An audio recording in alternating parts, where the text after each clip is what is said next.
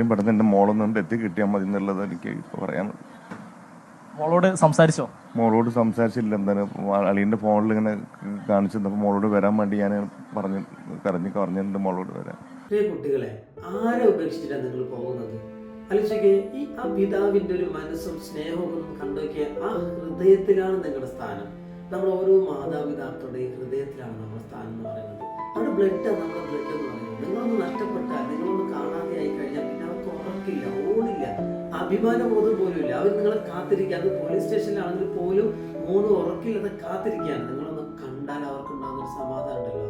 മോളോട് വരാൻ വേണ്ടി ഞാൻ പറഞ്ഞിട്ടുണ്ട് മോളോട് വരാൻ. അച്ഛനൊന്നും ചെയ്യൊന്നും പറയില്ല മോളെ, നിങ്ങൾ വേണ്ട എത്തി കിട്ടിയാൽ മതി ഞാൻ പറഞ്ഞിട്ടുണ്ട് മോളോട്. ഇത്തരത്തിലൊരു കണ്ടീഷനും ഇല്ലാതെ നമ്മളെ സ്നേഹിക്കുന്ന മാതാപിതാക്കളെയും കുടുംബത്തിനെയും ഉപേക്ഷിച്ചിട്ട് നമ്മൾ പോകുന്നത് സോഷ്യൽ മീഡിയയിലൂടെ ഇന്നലെ പരിചയപ്പെട്ട ആളുടെ കൂടിയാണ്. സോഷ്യൽ മീഡിയയിൽ നിങ്ങളെ പരിചയപ്പെടുന്ന ആളുകൾ അഭിനയിക്കുകയാണ് നിങ്ങളുടെ മുമ്പിൽ. നിങ്ങളുടെ പാരൻസ് നിങ്ങളുടെ മുമ്പിൽ റിയൽ ജീവിതമാണ് നയിക്കുന്നത്. അതുകൊണ്ട് അവർ നോ പറയും, ചിലപ്പോൾ തെറ്റ് തിരുത്തും, ചിലപ്പോൾ നിങ്ങളെ ഉപദേശിക്കും. അതൊക്കെ ഉണ്ടാകും. അത് റിയൽ ലൈഫാണ്.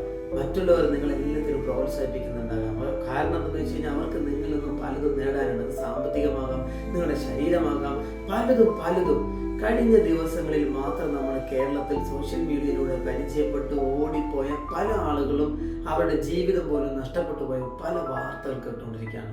അതുകൊണ്ട് അഭിനയിക്കുന്നവരുടെ കൂടെ പോകാതെ റിയൽ ജീവിതം അനുഭവിക്കുന്നവരുടെ കൂടെ ജീവിക്കാൻ നമ്മൾ തയ്യാറാവണം. പ്രിയപ്പെട്ട കൂട്ടുകാരെ, തിരുത്തലുകളും നോയും ഒക്കെ ഉണ്ടാകാം. പക്ഷേ പാരൻസ് നമ്മൾ ഒരിക്കലും കൈവിടില്ല.